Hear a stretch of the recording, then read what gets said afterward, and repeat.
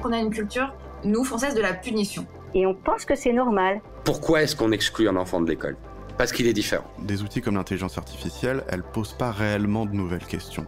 Elles posent d'anciennes questions auxquelles on n'a pas répondu depuis longtemps. Comme Maria Montessori le disait, l'éducation est la plus belle arme de paix. Michel Onfray a cette phrase que j'aime beaucoup, il dit « Tous les enfants sont des philosophes et certains adultes le demeurent ». Nos enfants deviennent comme nous les voyons, nos enfants deviennent comme ils nous voient.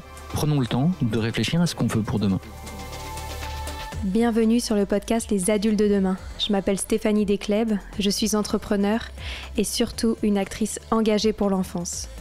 Dans ce podcast, je donne la voix à celles et ceux qui changent le monde grâce à l'éducation. Pour en savoir plus sur mes dernières actualités, rendez-vous sur le compte Insta @lesadultesdedemain ou sur mon compte perso LinkedIn. Pour retrouver un condensé des meilleurs moments du podcast, je vous laisse découvrir le livre « Offrir le meilleur aux enfants » aux éditions Hatier, que j'ai coécrit avec ma mère Sylvie Descleb, que vous entendrez beaucoup dans ce podcast. Allez, je laisse place à un nouvel épisode. Aujourd'hui, je souhaite évoquer pour vous ce qu'on appelle les périodes sensibles de l'enfant. Elles ont été particulièrement mises en lumière par Maria Montessori au début du XXe siècle. Mais d'autres penseurs sur le développement de l'enfant les ont évoquées, comme Jean Piaget, psychologue suisse, qui a mis également en évidence des phases critiques de développement. Le psychologue britannique Bowlby, avec sa théorie de l'attachement, a parlé, lui, de périodes critiques pour le développement des relations affectives. D'autres encore, comme Lorenz, Steiner, Freud, ont proposé des théories du développement basées sur des phases ou des moments critiques qui ont les similitudes avec ce concept. Tous partagent l'idée que certains moments du développement de l'enfant sont propices à l'acquisition de compétences spécifiques et que l'éducation doit être adaptée pour soutenir ces phases d'apprentissage cruciales. Les périodes sensibles sont donc des moments cruciaux dans le développement de l'enfant, pendant lesquels il est particulièrement réceptif à certains types d'apprentissage ou de stimuli environnementaux. Elles se situent principalement dans les premières années de la vie de l'enfant, de la naissance à environ 6 ans, et ont une grande importance dans les approches éducatives, notamment dans la pédagogie Montessori. Ce concept est principalement associé à cette pédagogie, mais il est également, comme on l'a vu plus haut, présent dans d'autres courants de l'éducation, car elles influencent fortement la manière dont un enfant apprend et interagit avec son environnement. Voici quelques caractéristiques des périodes sensibles. Elles ont une temporalité limitée. Ces périodes ne durent pas toute la vie. Elles surviennent à des moments précis et sont temporaires. Si l'environnement offre les bonnes opportunités d'apprentissage pendant ces périodes, l'enfant acquiert des compétences de manière naturelle et spontanée. Si ces opportunités sont manquées, il peut devenir alors plus difficile pour l'enfant d'acquérir ces compétences plus tard. Elles assurent une facilité d'apprentissage. Pendant une période sensible, l'enfant a une aptitude naturelle à acquérir une compétence spécifique et de manière plus intense.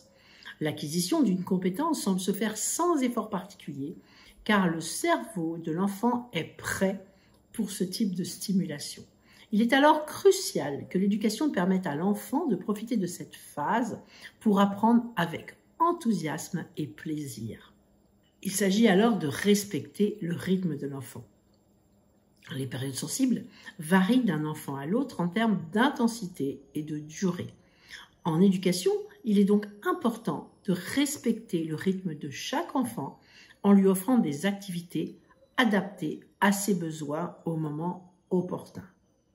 On va souligner aussi l'importance de l'environnement préparé. L'environnement éducatif doit être spécialement aménagé pour encourager le développement naturel des compétences liées aux périodes sensibles. Cela inclut des outils pédagogiques, des activités et des interactions qui stimulent l'intérêt de l'enfant pour les apprentissages spécifiques à ces périodes-là. Le rôle de l'adulte qui s'occupe de l'enfant est donc très important pendant ces périodes. D'abord, l'observation. L'adulte doit observer attentivement l'enfant pour identifier les périodes sensibles et adapter les activités en fonction des besoins de chaque enfant. Par exemple, il y a des moments où l'enfant va parler beaucoup des couleurs, jaune, vert, rouge. Il faudra alors en profiter pour lui présenter des activités avec des couleurs. Ça peut être également pour les chiffres, on les voit tout d'un coup qui comptent tout. Donc il faudra mettre dans son environnement des activités où il pourra apprendre à compter, apprendre les chiffres. L'enfant a besoin d'un soutien L'enfant a besoin d'un soutien personnalisé. Chaque enfant étant unique, il est important d'offrir un soutien individuel pour répondre aux besoins spécifiques de chaque période sensible.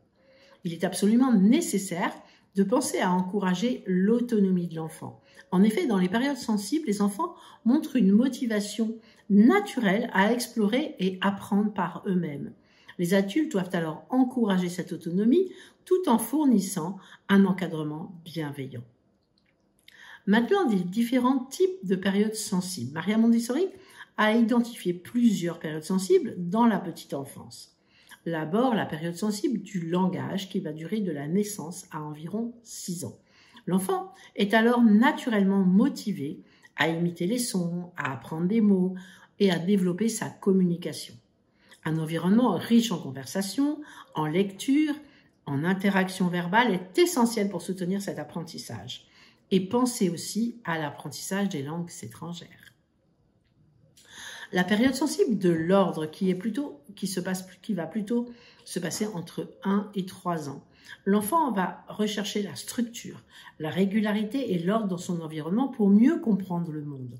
En éducation, cette période est exploitée en proposant un cadre structuré avec des routines et des activités où chaque objet a sa place, ce qui va favoriser le sentiment de sécurité et de compréhension du monde.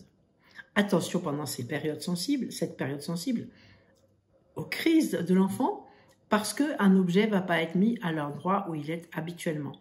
Ne prenons pas ça pour un caprice, c'est juste qu'il est en pleine période sensible de l'ordre et il a besoin que chaque chose soit à sa place. Et pensez aussi à ne pas faire trop de changements dans les routines lorsque l'enfant traverse cette période sensible. La période sensible des mouvements, elle est plutôt entre 0 et 4 ans. L'enfant va développer sa motricité, d'abord globale, puis fine. Les adultes peuvent encourager cet apprentissage par des activités qui permettent aux enfants de se déplacer librement. Intéressez-vous à la méthode Pikler et à la motricité libre. J'ai d'ailleurs enregistré une pause éducative sur ce thème.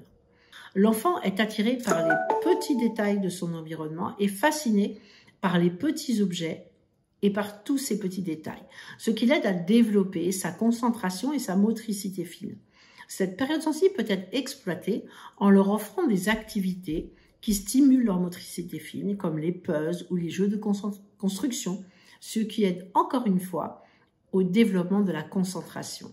Et lorsque vous êtes en promenade avec les enfants qui traversent ce type de période, vous remarquerez qu'ils s'arrêtent souvent pour observer des toutes petites choses, des petits détails, et ils peuvent y passer un certain temps. Alors ne les forcez pas à avancer, arrêtez-vous avec eux. C'est ainsi qu'ils apprennent le mieux possible le monde dans lequel ils vivent.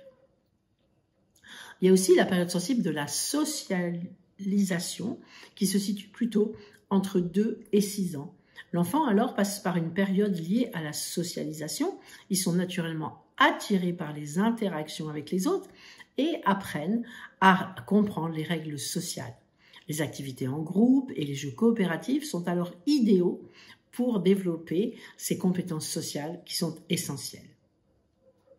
Comme je l'ai expliqué dans la pause éducative précédente, l'environnement va jouer un rôle fondamental pendant toute cette période. Il doit être adapté et stimulant pour permettre à l'enfant de tirer le meilleur parti de ces périodes sensibles. En Montessori, on parle souvent d'un environnement préparé pour répondre aux besoins spécifiques de l'enfant à chaque étape. En résumé, les périodes sensibles sont des fenêtres d'opportunité où le développement de certaines compétences se fait de manière optimale. En respectant ces moments et en offrant un environnement adapté, les adultes peuvent permettre aux enfants de développer pleinement leurs compétences et de s'épanouir dans leurs apprentissages tout en respectant l'enfant dans son individualité. L'enfant va alors également développer une confiance en l'adulte qui sera toujours capable de répondre à ses besoins propres.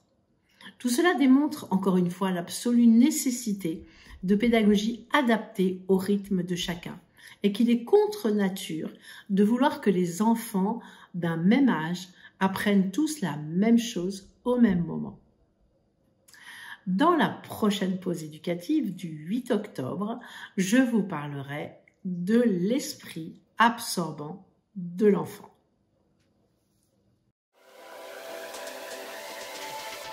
Merci infiniment d'avoir écouté cet épisode. J'aimerais prendre le temps de remercier tous ceux qui s'abonnent à la chaîne du podcast, qui laissent des avis et des notes sur Apple Podcast ou Spotify. Ça paraît rien, mais ça fait toute la différence pour faire connaître notre travail qui est complètement indépendant. Pour me retrouver, je vous rappelle que vous pouvez aller sur le compte Instagram des Adultes de Demain ou sur mon compte LinkedIn perso. N'hésitez pas à me partager vos retours sur cet épisode ou sur le podcast en général, ça fait tellement du bien de vous lire. Je vous dis à très bientôt pour un nouvel épisode.